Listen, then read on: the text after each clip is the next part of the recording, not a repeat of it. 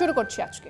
দার্জিলিংয়ে উৎপাদন হয় এক অনন্য চা পাতা, সাথে অরণ্যের শ্রেষ্ঠ উপাদান মিশিয়ে তৈরি হয় মাকাইবাড়ি অর্গানিক গ্রিন টি, স্বাদেও স্বাস্থ্যে অতুলনীয়। হিটলারের উত্থানে শেষ পর্যায়ে এক আগুন লাগানোর ঘটনা ঘটেছিল, অনেকেরই মনে আছে। হঠাৎ খবর পাওয়া গেল রাইখস্ট্যাগ, জার্মানির সংসদ ভবন চলছে।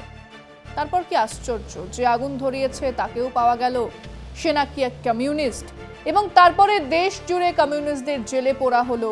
তারপর যারা সামান্যতম সহানুভূতি দেখিয়েছে তাদের, তারপর ইহুদি, তারপর গণতান্ত্রিক মানুষজনকে মারা হলো, জেলে পোড়া হলো, কনসেন্ট্রেশন ক্যাম্পে পাঠানো হলো। এসব সবাই জানেন। তারপর থেকে এই দক্ষিণপন্থী রাজনীতির এক অংশ হয়ে দাঁড়িয়েছিল এক মিথ্যে, এক গুজবকে হাওয়ায় ভাসিয়ে দেওয়া। বিজেপি এই কাজ সফলভাবে করেছে। ৩৭০ ধারা আমাদের দেশের মধ্যে এক রাজ্যকে আলাদা করে স্বাধীন করে রেখেছে। আপনারা এই ধারা আছে বলেই কাশ্মীরে জমি কিনতে পারেন না ইত্যাদি যখন বলছেন, তখন অর্ধেক কথা বলছেন না। বলছেন না যে এমনকি এই বাংলাতেও আদিবাসীদের জমি কেউ কিনতে পারে না। বলছেন না যে এই দেশের উত্তর পূর্বাঞ্চলে ৩৭১ ধারা রয়েছে যা একই রকম। মানে বলতে চাইছি, এরকম মিথ্যে প্রচার গুজব ছড়ানো দক্ষিণপন্থী রাজনীতির এক অঙ্গ ছিল বহুকাল। মাঠে ঘাটে জিজ্ঞেস করুন, রামা, শ্যামা, যদু, মধুদের অন্তত ৩ জন বিশ্বাস করেন যে মুসলমানেরা জনসংখ্যার দিক থেকে এমন বাড়ছে যে আর কদিন পরেই তারা হিন্দুদের ছাপিয়ে যাবে। এই গণধারণা কিন্তু ওই আরএসএস বিজেপির প্রচারের ফলে সম্ভব হয়েছে। বা ধরুন, এই ভারতের প্রতি ১০০ জনের ৬০ জন মানেন যে হিন্দি ভারতের রাষ্ট্রভাষা, যদিও তা ডাহা মিথ্যে। কিন্তু ওই যে প্রচার, তার ফলেই গল্পের গরু অনায়াসে গাছে চড়েছে। কিন্তু আজ সেই মিথ্যে বামেদের মুখে, সিপিএম এর মুখে। সিপিএম অনায়াসে ১৫০ গ্রাম বীর্যের তত্ত্বকে হাওয়ায় ভাসিয়ে আন্দোলনে নামে। সেটাই আজকে বিষয়। আরজিকর, যাদবপুর, এত মিথ্যে কেন? রাজনীতিতে রণকৌশলের একটা গুরুত্ব থাকে, কিন্তু সেই কৌশল যদি রাজনৈতিক মতাদর্শকে গ্রাস করে তাহলে রাজনীতিটাই জনমানসে বিশ্বাস হারায়। বঙ্গে সিপিএম তথা বামেদের দশাও ঠিক তেমনি। বিরোধী আন্দোলনের পালে হাওয়া দিতে এযাবৎ নানা কর্মসূচি নিয়েছে বামেরা, কিন্তু কিছুতেই বাংলার রাজনীতিতে তারা প্রাসঙ্গিকতা আর ফিরে পাচ্ছে না। রাজ্যে প্রায় ৩.৫ দশক রাজত্ব করে বিধানসভায় শূন্য সিপিএম। সেই হতাশা থেকেই এবার বিরোধী আন্দোলনের হাতিয়ার হিসেবে একের পর এক মিথ্যার আশ্রয় নিয়ে চলেছে। আরজিকর কাণ্ডের মতো ঘটনা স্বাভাবিক কারণেই রাজ্য সরকারকে বিড়ম্বনায় ফেলেছিল।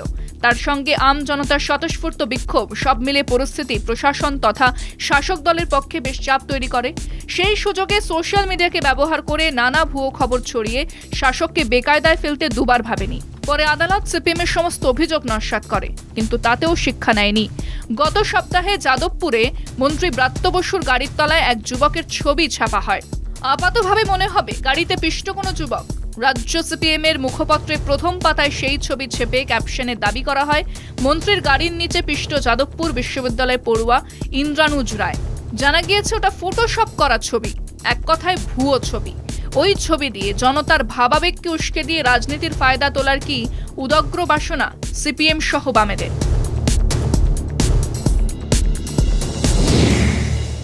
ধরুন আরজিকর ঘটনা কি কম গুরুত্বপূর্ণ ছিল? নিজের কর্মক্ষেত্রে এক ডাক্তার ছাত্রীকে ধর্ষণ করে খুন করা হয়েছে মহানগরের বুকে। এই ইস্যুই কি আন্দোলন গড়ে তোলার জন্য যথেষ্ট ছিল না? রাশি রাশি মিথ্যে, সুনামির মতো মিথ্যে এনে হাজির করা হলো। ১৫০ গ্রাম বীর্য থেকে বাথরুম ভেঙে প্রমাণ লোপাট করা, পেলভিক বোন ভাঙা থেকে গণধর্ষণের সপক্ষে হাজার হাজার মিথ্যে আনা হলো। এমনও নয় যে তারা মিথ্যেটা জানতেন না, ১০০% জানতেন, কিন্তু ভেবেছিলেন মিথ্যে দিয়ে আন্দোলনকে আরো তীব্র করে তোলা যাবে। হলোটা কি? দার্জিলিংয়ে উৎপাদন হয় এক অনন্য চা পাতা, সাথে অরণ্যের শ্রেষ্ঠ উপাদান মিশিয়ে তৈরি হয় মাকাইবাড়ি অর্গানিক গ্রিন টি, স্বাদেও স্বাস্থ্যে অতুলনীয়। মানুষ আপাতত সত্যি বললেও বিশ্বাস করছে না। ধরুন যাদবপুর, বিরাট অন্যায় কোনো এক সংগঠনের সম্মেলনে ঢুকে তা বানচাল করে দেবার চেষ্টা। তবুও মন্ত্রীর গাড়ির ধাক্কায় যদি ২ জন ছাত্র আহত হয়, তাহলে ছাত্ররা, রাজ্যের মানুষ তার প্রতিবাদ করবেন না?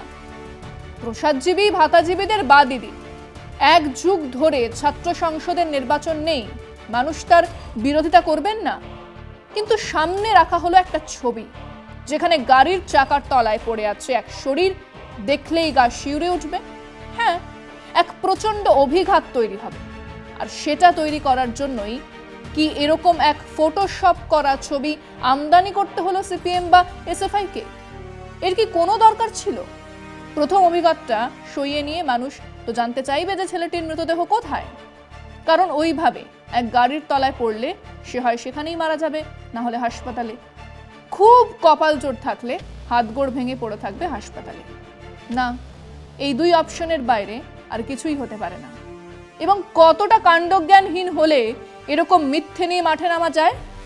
সেখানে প্রায় প্রত্যেক মিডিয়া ছিল, সামনে পেছন থেকে বহু ফুটেজ আছে, কিন্তু কোথাও এরকম কোনো ছবি নেই। তাহলে এক বিপ্লবী দলের বিপ্লবী মুখপাত্র এই ছবিটাকে তাদের খবরের কাগজের গণশক্তির প্রথম পাতায় ছাপলেন কেন?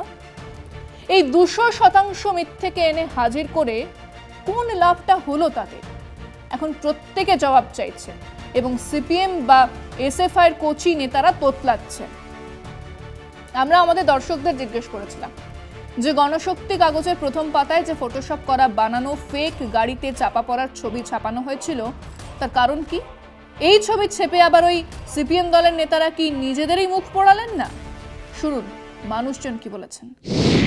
গণশক্তি যে অপপ্রচার করছে, গণশক্তি এমন একটি পত্রিকা যার কাজই হলো অপপ্রচার করা, যেটা একটা বাম পত্রিকা।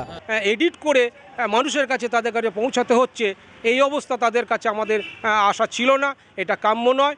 মানুষ এই ফেক ছবিটার উপযুক্ত জবাব দেবে। দুধের মধ্যে থেকে জলটাকে বার করে কিভাবে আলাদা করে নিতে হয় বাংলার মানুষ সেই বিষয়ে অনেক বেশি জানেন। যেভাবে কাটিং করে ছাপা হলো, যদি এইভাবেই দেখালো, সারা ভারতবর্ষ কেন সারা পৃথিবীর মানুষ দেখেছে তার ফুটেজটা।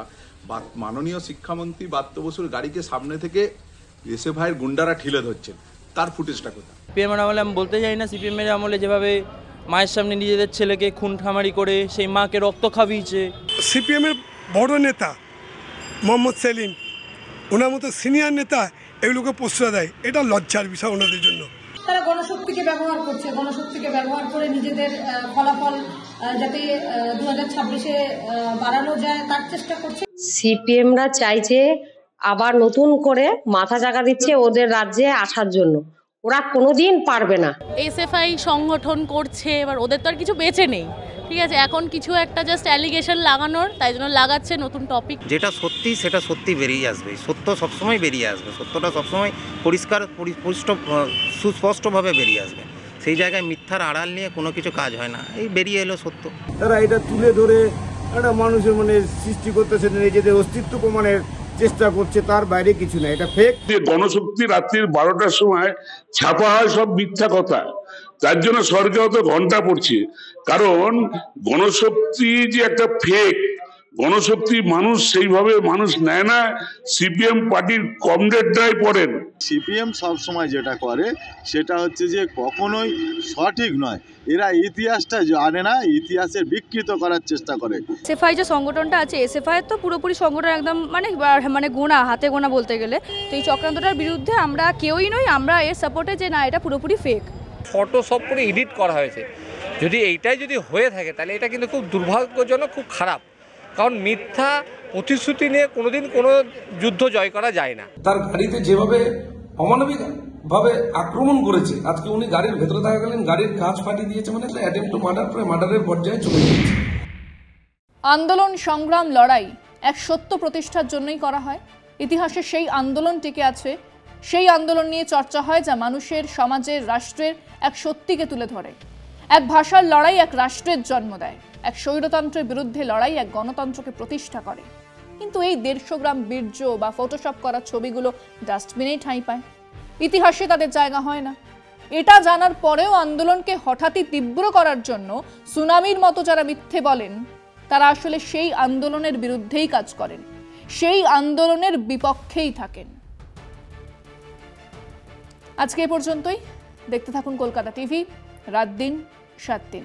দার্জিলিং এ উৎপাদন হয় এক অনন্য চা পাতা, সাথে অরণ্যের শ্রেষ্ঠ উপাদান মিশিয়ে তৈরি হয় মাকাইবাড়ি অর্গানিক গ্রিন টি, স্বাদে ও স্বাস্থ্যে অতুলনীয়।